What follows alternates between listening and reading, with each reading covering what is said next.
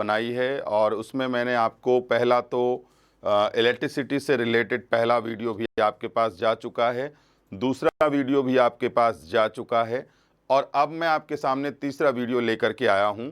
आप लोगों को पता होगा कि तीसरे वीडियो में यानी तीसरा वीडियो और ये लास्ट वीडियो होगा जिसमें मैं आपको फिजिक्स के इलेक्ट्रिसिटी से रिलेटेड जितने भी आपके टॉपिक होते हैं जो हम अपने घरों में इस्तेमाल करते हैं उससे रिलेटेड टॉपिक यहाँ पर मैं लेके आया हूँ। तो आइए आप बात करते हैं आज रिलेटेड टॉपिक। तो जो भी स्टूडेंट आ रहे हैं कृपया आ जाइए, फिर उसके बाद हम क्लास को स्टार्ट करते हैं। तो आइए आप लोग, मैं थोड़ा देख लेता हूँ इधर। हाँ जी, आप लोग जो भी हैं आ जाइए, उसके बाद स्टार्ट करते हैं क्लास को।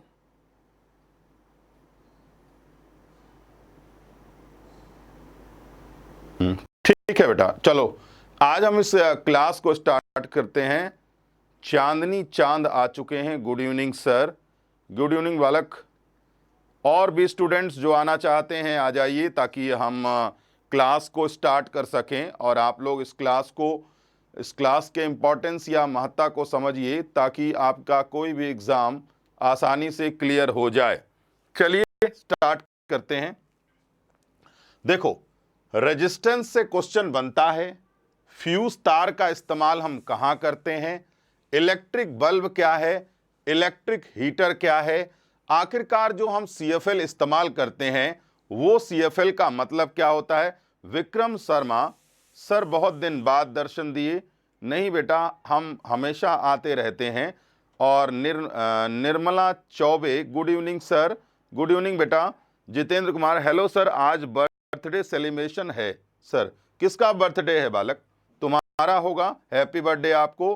राधे श्याम। तो चलिए स्टार्ट करते हैं। कॉम्बिनेशन ऑफ रेजिस्टेंस इलेक्ट्रिसिटी का चैप्टर है, आसान चैप्टर है। ये सभी कुछ मैंने पेड कोर्स में पहले ही पढ़ा दिया था, लेकिन कुछ विद्यार्थियों के अनुरोध पर मैं इन चीजों को आपके सामने एक फ्री में सेशन रखा हूं ताकि आप लोगों के काम आ जाए। सर अभी कहां कहां पढ़ा रहे हैं? आकाश जैन पूछ रहे हैं। कोई फायदा नहीं है, हम कहां पढ़ा रहे हैं वो सब छोड़िए, अभी आप जो पढ़ रहे हैं उसको पढ़ने पर ध्यान दीजिए।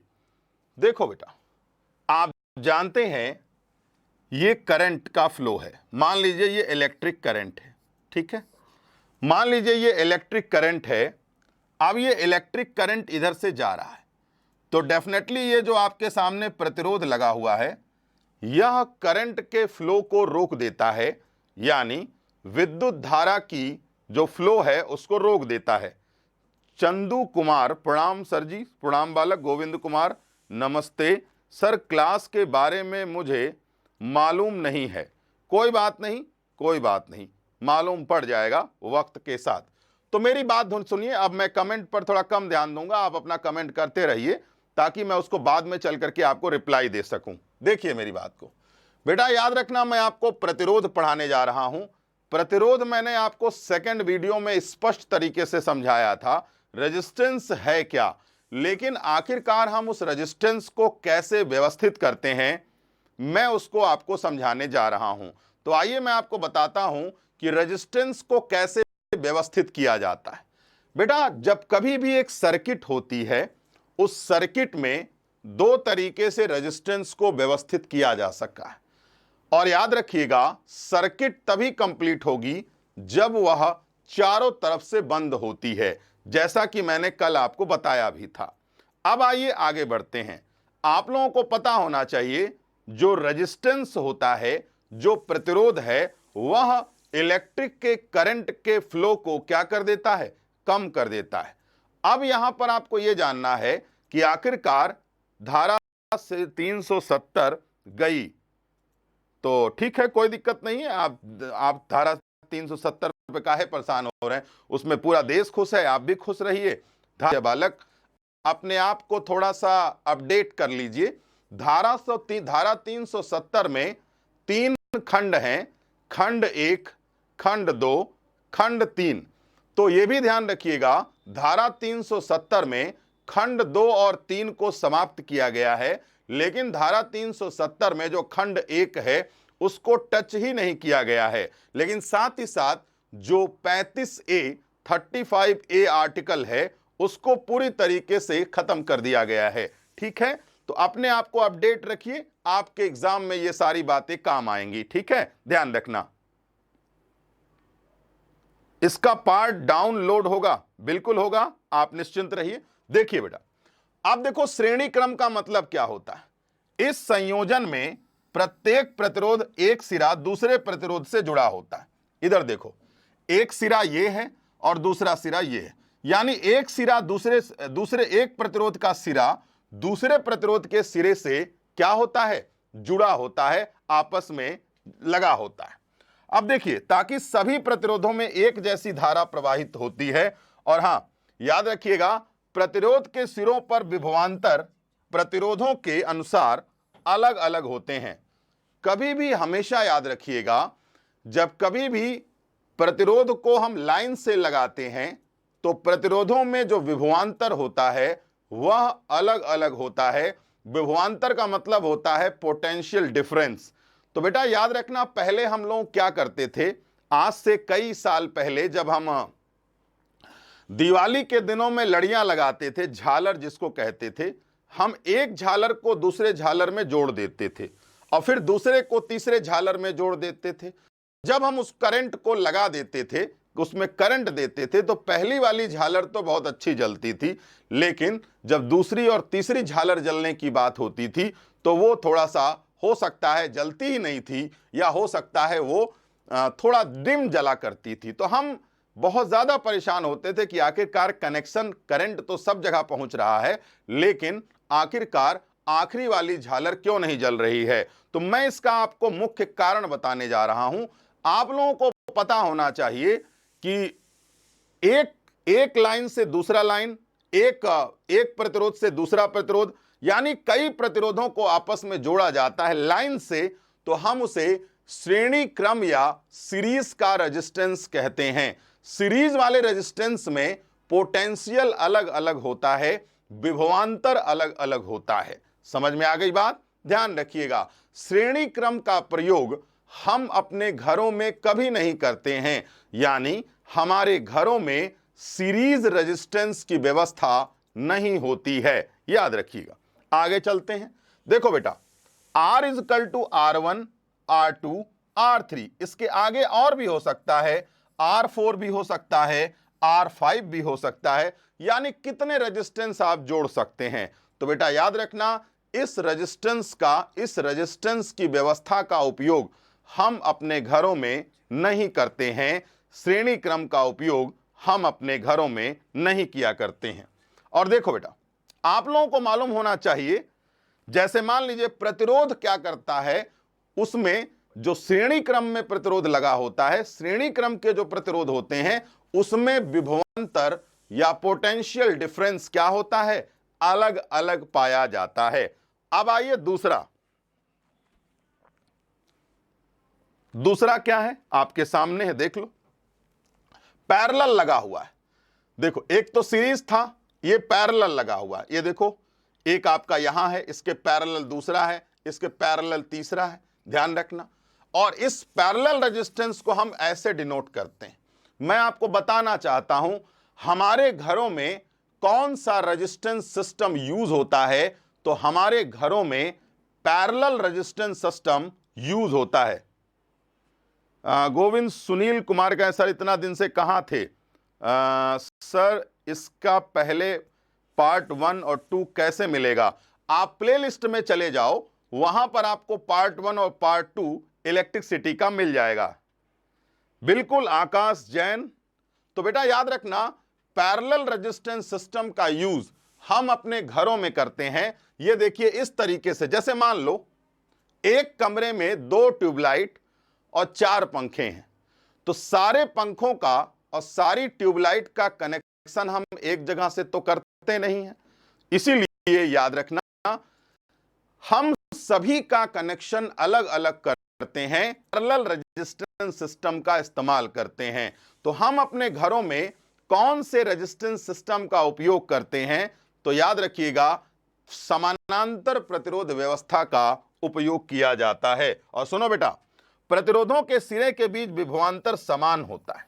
यह अंतर जरूर जानिएगा, जब कभी भी रेजिस्टेंस सीरीज में होते हैं तो पोटेंशियल डिफरेंस अलग अलग होता है, लेकिन जब वो पैरेलल होते हैं तो पोटेंशियल क्या होता है, सिमिलर होता है, सेम होता है।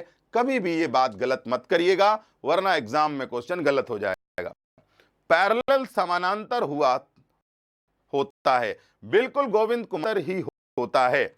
घरों में पैरेलल सीरीज घरों में इस्तेमाल किया जाता है, बिल्कुल सही बात है। और सब में वोल्टेज सेम होता है। आप जानते हैं वोल्टेज लगभग सारे इंस्ट्रूमेंट में समान होता है, लेकिन सीरीज में वोल्टेज सब में क्या होता है, अलग अलग होता है। इसीलिए जब हम झालर को दीपावली पे लगाते हैं तो उसको समानांतर तरीके से न लगा करके कैसे लगाते हैं, सीरीज में, और फिर उसके बाद हम उसको पैरेलल में लगाते हैं तो वो सभी के सभी जल उठते हैं। चलिए आगे बढ़ते हैं बेटा। अब आइए फ्यूज तार। आप जानते हैं आजकल एमसीबी वगैरह आ गया है, लेकिन पहले फ्यूज वायर होता था। ये देखिए, इस फ्यूज को देखिएगा, इन दोनों के बीच में एक तार लगी होती थी।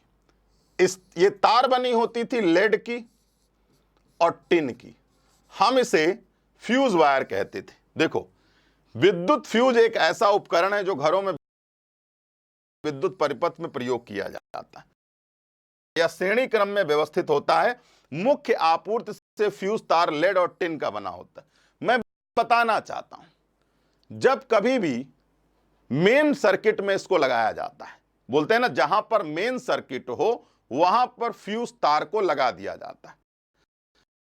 फ्यूज तार क्या करता है, अगर करंट की तार होता है वह गल जाता है, लेगा, वैसे ही जो करंट है वो आगे की ओर नहीं जाएगी, और इस तरीके से आपके घर में कूलर, पंखा, फ्रिज, एसी, जितनी भी चीजें हैं वह सब सुरक्षित रहेंगी। वरना हाई वोल्टेज के कारण उसमें क्या हो सकता है, खराबी आ सकती है। तो फ्यूज तार किस चीज का बना होता है, और फ्यूज तार हमेशा सीरीज में लगाया जाता है, ध्यान रखिएगा। यानी fuse wire arrange in a series system. समझ में आई बात, याद रखिएगा। वोल्टेज सेम होता है, बिल्कुल सही है। बफ कर रहा है, हाँ बफ कर रहा है थोड़ा सा। सीसा और टिन का होता है फ्यूज तार। हाँ शुभम राय, शायद देख लो बेटा, अभी ठीक हो गया होगा, ठीक है। तो फ्यूज तार का निर्माण लेड और टिन का होता है, टिन के द्वारा होता है, और फ्यूज वायर में रेजिस्टेंस या प्रतिरोध अधिकतम होता है, लेकिन गलनांक यानी मेल्टिंग पॉइंट कम होता है। तभी तो जब हाई लेवल की लाइट आती है तो वह फ्यूज तार गल जाता है। तो बेटा याद रखना, फ्यूज तार का गलनांक क्या होता है, कम, और रेजिस्टेंस क्या होता है, ज्यादा। फ्यूज तार किस क्रम में लगाए जाते हैं, तो फ्यूज तार श्रेणी क्रम में लगाए जाते हैं, सीरीज में लगाए जाते हैं। और जानिए आप, फ्यूज वायर में मेल्टिंग पॉइंट कम, रेजिस्टेंस क्या होता है, बहुत ज्यादा पाया जाता है। चलिए आगे बढ़ते हैं। और हां, फ्यूज तार का अधिकतम प्रतिरोध होता है और न्यूनतम गलनांक पाया जाता है, ताकि ये चीज यहां से कट जाती है और करंट का फ्लो बंद हो जाता है। अब देखिए बल्ब, ये है आपका बल्ब। बल्ब के अंदर जो फिलामेंट है वो किस चीज का बना होता है, टंगस्टन है, ठीक है। अब देखो, विद्युत धारा तंतु में जाती है तो तंतु चमकने लगता है। टंगस्टन का गलनांक उच्च होगा। निम्न दाब को कम करने के लिए बल्ब में अक्रिय गैस भर देते हैं। आपको मालूम होना चाहिए, बल्ब के अंदर जो फिलामेंट होता है वह टंगस्टन का बना होता है। टंगस्टन एक प्रकार का मेटल होता है। और जानिए, दाब को कम करने के लिए अंदर नाइट्रोजन गैस भर देते हैं, और अगर नाइट्रोजन गैस नहीं भरेंगे या अक्रिय गैस नहीं भरेंगे तो मालूम है क्या होगा, अंदर वह वाष्पीकृत हो जाएगा, यानी low melting point, high resistance, Brijendra Rai Kumar बिल्कुल सही है। टंगस्टन, हाँ जी। तो इसका मतलब ये हुआ कि जो बल्ब होता है उस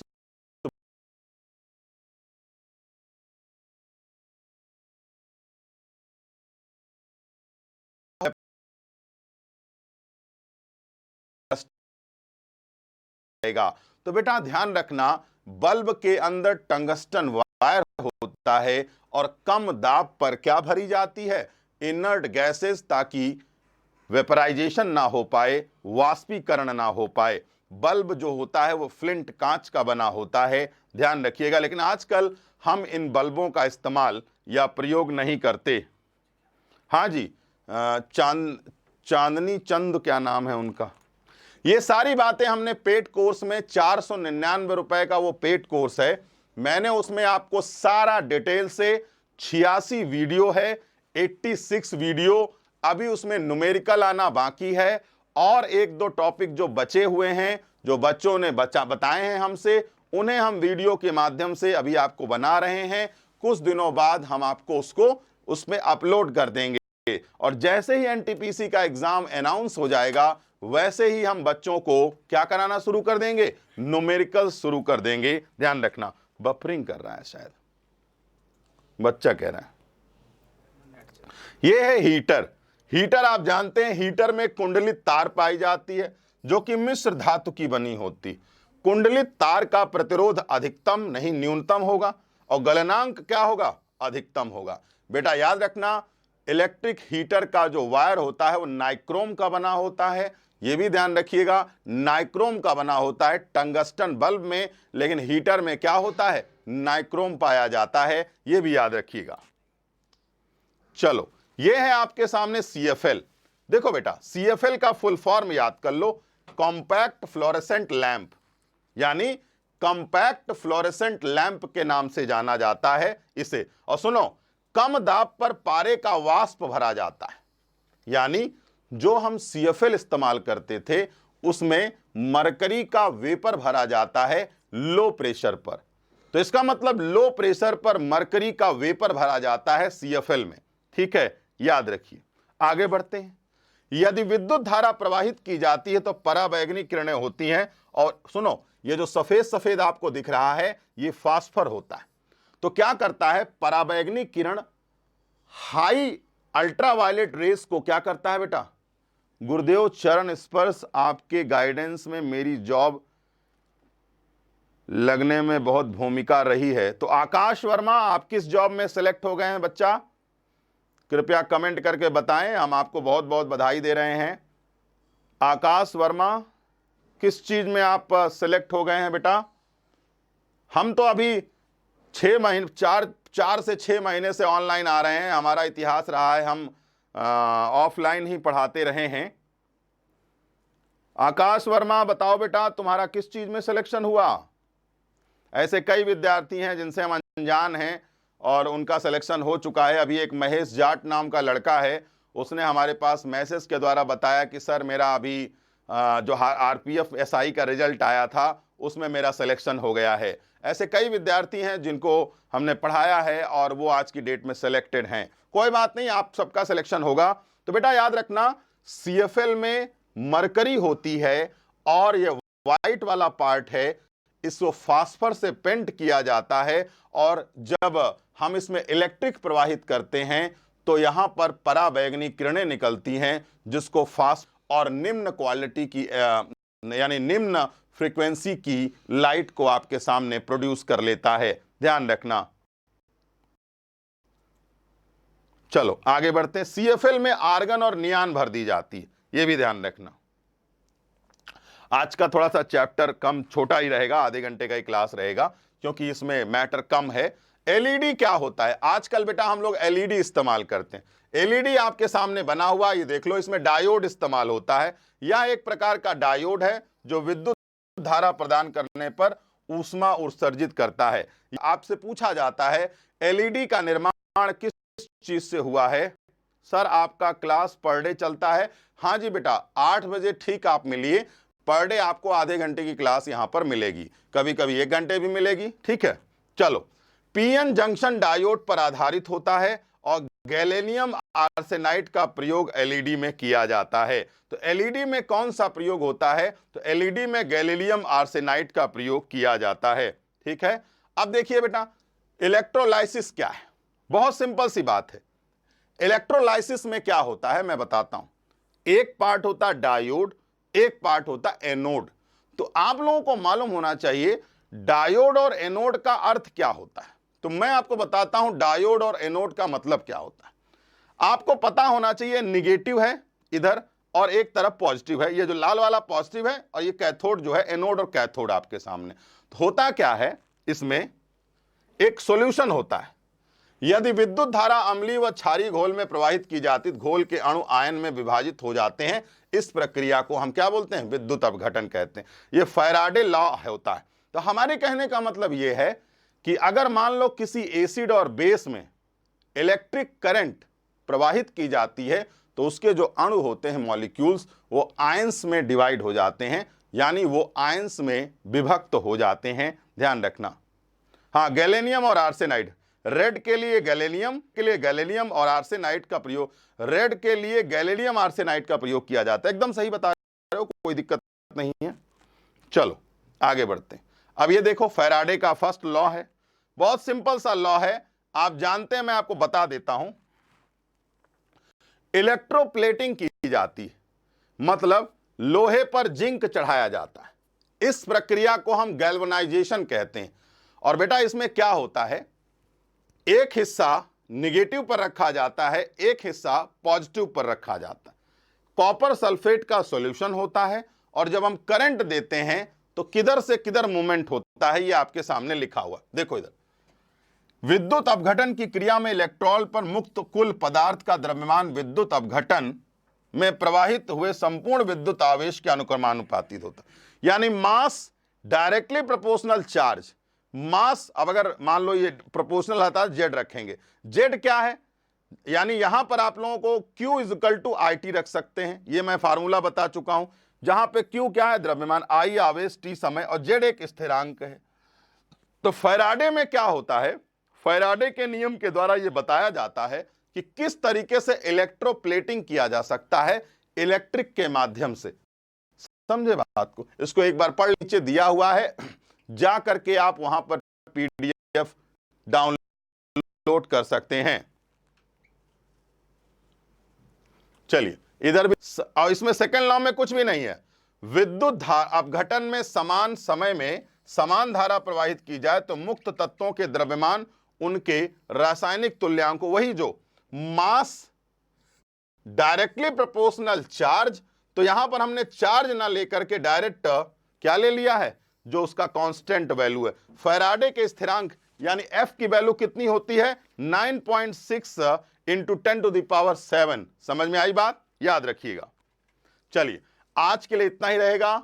और सुनिए, अगर आप इस पेड कोर्स को लेना चाहते हैं जो हमने 86 वीडियो के माध्यम से, तो आपके सामने ये नंबर्स हैं, उसे आप जरूर पढ़िए। और मैं आपको कल इलेक्ट्रिसिटी से रिलेटेड जितने भी क्वेश्चंस होते हैं वो सॉल्व कराने के लिए यहां पर आऊंगा। तब तक के लिए नमस्कार, धन्यवाद।